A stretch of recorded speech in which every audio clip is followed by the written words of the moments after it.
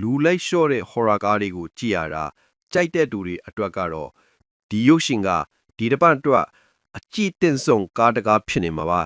ကြည့်ချင်တဲ့ကားများရှိရင် comment မှာမှတ်ခဲ့ပေးပါဦးဗျာဒီကားကလူလိုက်လျှော့ကားဆိုတဲ့အတိုင်းပဲတကားလုံးရင်တစ်ထိတ်ထိတ်နဲ့ကြည့်ရမှာပါ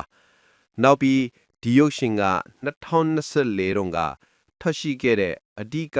The Stranger ရုပ်ရှင်ရဲ့အဆက်ရုပ်ရှင်တစ်ခုလည်းဖြစ်ပါတယ်ဇလန်းကအရင်ပထမကားမှာတော့ကတိုးထဲမှာအလွှတ်လျှော့ခံလိုက်ရတဲ့စုံတွေမှာမိန်းမဖြစ်သူကအသက်ရှင်ခဲ့ပါတယ်အဲ့ဒါကိုတည်သွားတဲ့လူလိုက်လျှော့သမားလေးကဒီဒုတိယမြောက်ရုပ်ရှင်မှာတော့အဲ့ဒီကောင်မလေးကိုလိုက်လျှော့ဖို့ကြိုးစားပါတော့တယ်ဒီရုပ်ရှင်ကမိန်းကလေးတစ်ယောက်အနေနဲ့အသက်ရှင်သန်ဖို့အတွက်ကြိုးစားရုန်းကန်ပုံတွေကိုလုံးဝစိတ်ဝင်စားဖွယ်မြင်တွေ့ရမယ့်ရုပ်ရှင်တစ်ခုဖြစ်ပါတယ်ဘယ်မှာကြည့်လို့ရမလဲဆိုရင်တော့ MMset Movies Telegram Channel မှာကြည့်လို့ရနေပါပြီ Telegram link ကို bio မှာကြည့်လို့ရပါတယ် comment မှာလည်းထည့်ပေးထားပါမယ်ဗျာကြည့်ချင်တဲ့ကားများရှိရင် comment မှာမှန်းခဲ့ပေးပါဗျာ